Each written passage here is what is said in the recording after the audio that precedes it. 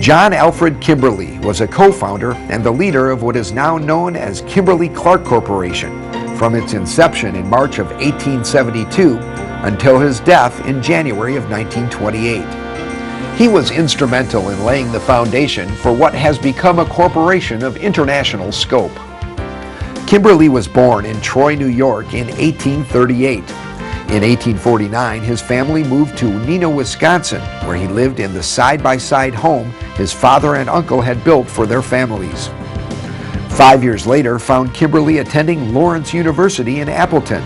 The story is told of how he would encounter bear and other wild animals on his walks from Neenah to Appleton to attend classes. On November 1st, 1865, he married Helen Cheney of Logansport, Indiana, whom he had met while visiting his mother's brother.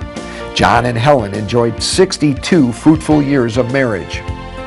In his early years in business, Kimberly joined with his friend Havila Babcock and ran a dry goods business. But his mind was open to other developments taking place in the growing Fox River Valley. In 1865, the Neenah paper mill was started, and its success garnered the attention of Kimberly and others.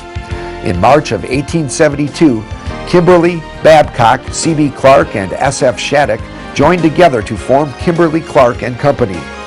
They undertook what in Kimberly's own words was then considered a wild venture. They broke ground and erected their Globe Mill, the first paper mill in the state fitted to make print and book papers entirely from rags. 2 years later, they purchased the Neenah paper mill and soon expanded into Appleton, Kimberly, De Pere, and Niagara. Again, in Kimberly's own words, upon the 25th anniversary of the enterprise in 1897, the growth with the Kimberly and Clark Company from the Globe Mill with its 2-ton daily product to its present 14 mills and daily product of 150 tons demonstrates the healthy growth and increased consumption of paper all within the 25 years from 1872 to 1897, and is of itself the history of the paper industry in Wisconsin and is not to be overlooked. It is also an object lesson of the rapid growth of the Great West.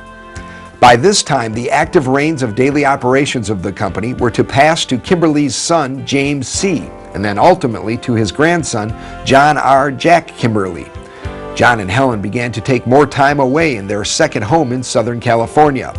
They found and fell in love with a French-style chateau in Redlands, which they purchased in 1905, extensively renovated, and named Kimberly Crest.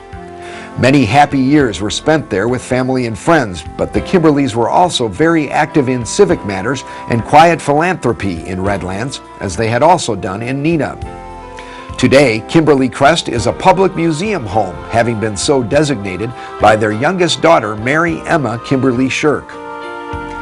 Kimberly died in Redlands in 1928, but his spirit and name live on in the company he helped create, in the name of the village of Kimberly, Wisconsin, and in his numerous descendants. An editorial in the Oshkosh Daily Northwestern in 1962, upon Kimberly's election into the Wisconsin Industrial Hall of Fame, is a good summary and tribute to John Alfred Kimberly. The life of Mr. Kimberly was written in the American way. He is an example of the free enterprise system at work. In his lifetime, the fruits of his labors made him a man of wealth, but he did not lose touch with his fellow men with whom he lived and worked. Invulnerable integrity and high purpose characterized his life, and he left an indelible impress upon the annals of the community honored by his residents. Not only did he accomplish much in connection with the practical affairs of life, but his nature found expression in generous deeds and fruitful service for humanity. His career was complete and well-rounded, and he died beloved by those near to him and respected and honored by his fellow men.